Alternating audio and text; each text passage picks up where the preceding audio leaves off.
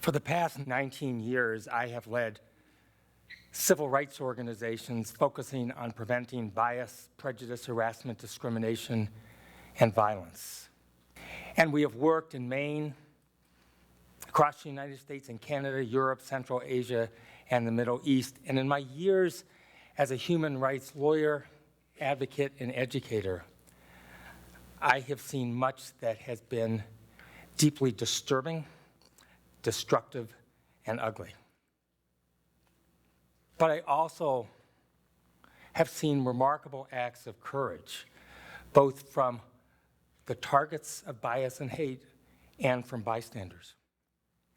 The first hate crime case I investigated and prosecuted occurred about a 5-minute walk from where we are today. Anna and her family, a daughter 13 and a 5-year-old daughter named Africa, and her male partner moved into their Portland apartment in the summer. They were the only African-American family in their neighborhood. The racist attack on Anna and her family occurred in the early hours of a Sunday morning, between 1 and 2 a.m., when 2 white men kicked that apartment door open and came in screaming racist slurs, and one was swinging a bat and the other was swinging a steel pipe. And that serious injury or death did not occur was due to the fast actions of Anna's partner, who reached for a light pole and started swinging it back and forth in front of those men to keep them at bay until the police arrived. When we hear about an incident like what happened to Anna and her family, too often we think of the perpetrators as evil aberrations, as aberrations outside the norm of our society. But acts like those do not erupt out of thin air. They grow. They grow malignantly, but they grow out of the biases and prejudices that are part of our society.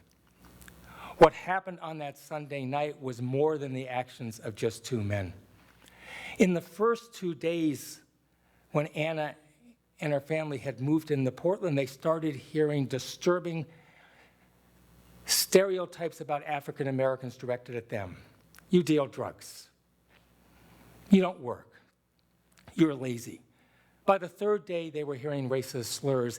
And then over a course of 3 nights, first beginning with 8 to 12, by the 3rd night, 20 to 25 young white men and women standing outside of their 2nd floor apartment, screaming racial slurs, including the phrase, "Kill Africa," and throwing rocks and bricks at their window. What happened shortly later on that Sunday night was not the beginning of anything, it was the end, and it grew out of what occurred in those first days living in Portland. Over the past 2 decades, I have conducted hundreds of focus groups and an equal number of interviews, all focused on trying to gauge the level of bias in our communities. And the 2 most significant and prominent conclusions that I have drawn from 12 years of that work is that the level of articulated bias, slurs, degrading language, and so-called jokes is pervasive and endemic within our workplaces, but within our schools and within our neighborhoods.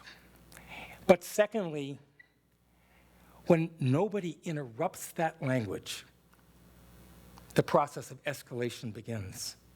And that process of escalation begins because the people who use those words hear the silence from the rest of the community as acceptance and approval. And that means that somebody is always going to be willing to take just the words that are shouted out into the air up to the next level, to angry confrontational bias aimed at a particular person. A couple of months ago, I spoke with a homeless teenage girl in Portland, and she told me about her experiences while she was pregnant and homeless in Portland. And on 2 separate occasions, almost identical in what happened. In one, a woman came out of her workplace to confront her, and the other, she was shopping in a store, and the owner came and confronted her and said, "You're no good. Your baby will be no good. You're not fit to be a mother. The state's going to take your baby." I have spoken to too many Somali girls and women whose daily life is punctuated by, "Take that rag off your head," "terrorist," "go back to your country," the N-word. And when nobody interrupts that kind of language, none of us should be surprised that violence at some point is the result. And I have spent far too much of my time and energy over the past 19 years responding to acts of violence in Maine and elsewhere, targeting people who are different. Acts of violence committed with fists, committed with booted feet, committed with baseball bats and knives and guns. But the only harm from degrading language is not just the escalation, there's more. And that's the emotional impact of those words and that bias on its targets and the physical harm that almost often follows from it. And I'd like to read you from the writing of 2 high school students, one a girl and one a boy, writing in response to the question, describe the impact on you of bias, harassment, and prejudice.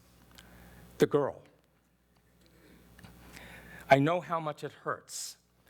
I know the feeling of the horrible black thick cloud of despair. I understand the need to hide and be safe. People hurl insults at you all day long, but you won't say anything because you think someone else is always worse off. The silence intensifies into all you can hear is the nasty words and the quickening of your heart. All you can feel is the longing to unburden yourself, to be away somewhere where you don't have to deal with it. Whether or not that place is death is unclear, because no one knows your story, my story." The boy: "I was once made fun of daily. People called me duck-faced because of how I looked. Once a whole gymnasium called me duck-faced, like a cheer, stomping their feet, laughing and clapping. After years of it, I started cutting. It helped, but now I'm ugly and scarred.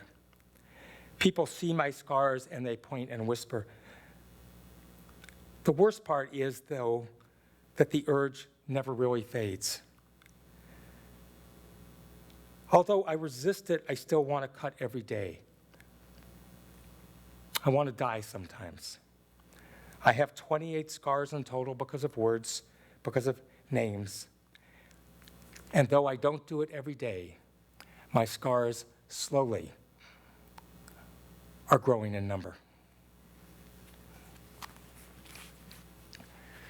When I talk to the targets, the victims of hate, of violence, of language, and talk about the impact, there's one impact that predominates, and that is fear.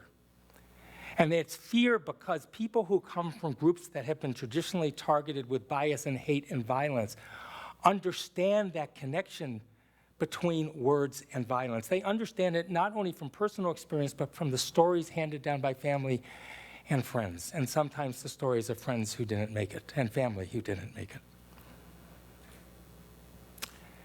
This past spring, I was working with a group of teenage boys in Belfast, Northern Ireland, talking about sectarian bias, and they told me that when they leave their religiously segregated neighborhood, they're scared. And I said, why?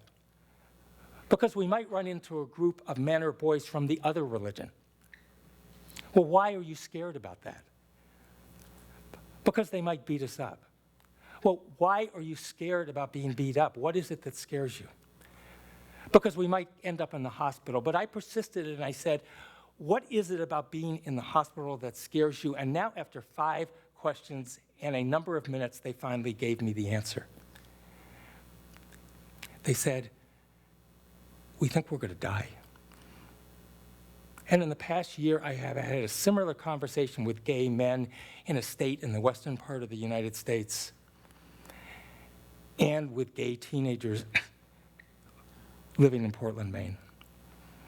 And that level of fear that is with you every second and every minute of every day is a very, very heavy burden.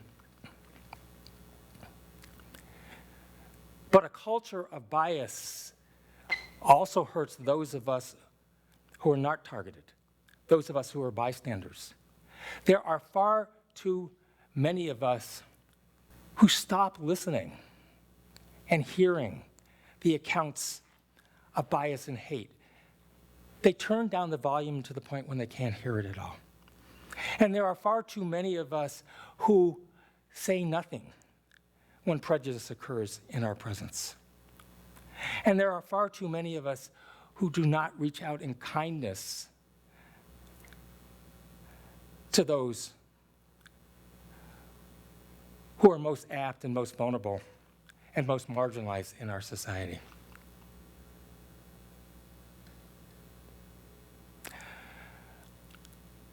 And when any of those things happen to us, we lose a piece of our common humanity. If we are not to be our sisters and our brothers' keepers, then who will?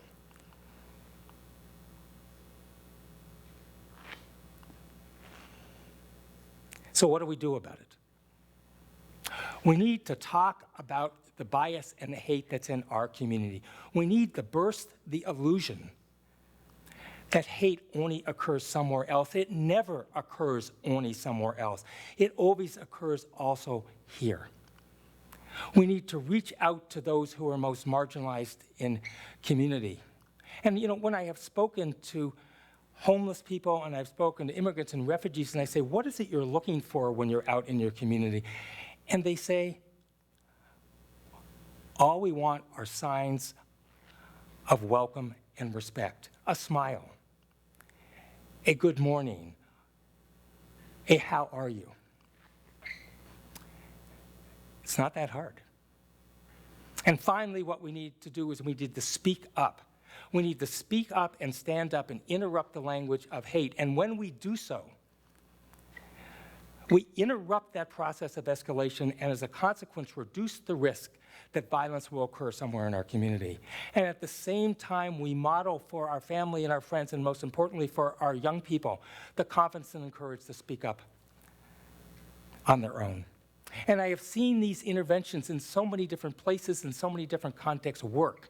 I've seen them grow in number to the point where respect and dignity rises above hate and bias, and entire communities change. Well, I want to switch to another topic. I want to talk about courage.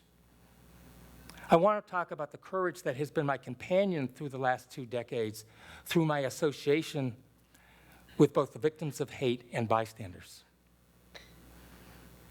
And this story is about 9, 14, and 15-year-olds from a very small rural Maine town. June night, it's warm. They decide to walk out of their town on a dirt road to go swimming at a small pond. Of those 9 students, 8 are white, 1 is black. He's the only black student in the entire school. They get a mile out on that dirt road and they see a car. And the moment they see that car, they know they're in trouble because they know who drives that car and they know who his friends are. Because those 4 men have a reputation for 2 things: very ugly bigotry and for violence. And as that car driving fast, 40, 50 miles an hour on a bumpy dirt road goes by them, somebody in that car yells out a disgusting racist word at the black student. Those 9 students aren't going anywhere. They are standing there and they are terrified. The car goes down another 100, 150 feet, slams on the brake, does a 180, dust is flying. This time as it comes back, somebody yells out that same disgusting racist word, but has his hand out the window. And in the hand is a rope.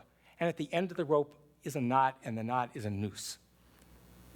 The car goes down another 100 feet or so, does a U-turn, and this time comes and skids to a stop about 12 feet from those 9 students, about the distance from me to you. The driver of the car put his left hand outside the window, and in that hand was the rope and the noose. Took his right hand and pointed it at the black student, used that disgusting racist slur, and then said, "You come here." The black student could not believe what was happening. But he didn't even remember what he started to do, and that was this. He took a step as if he was going to walk to the car. And that's when something remarkable happened. The boy next to him, not a close friend, though they did things together, just did this. He put his right arm across the chest of his classmate to keep him from going to the car, but kept his eyes focused with intensity into the eyes of the driver, and in a firm but quiet voice said, "If he comes, we are all coming because we stick together."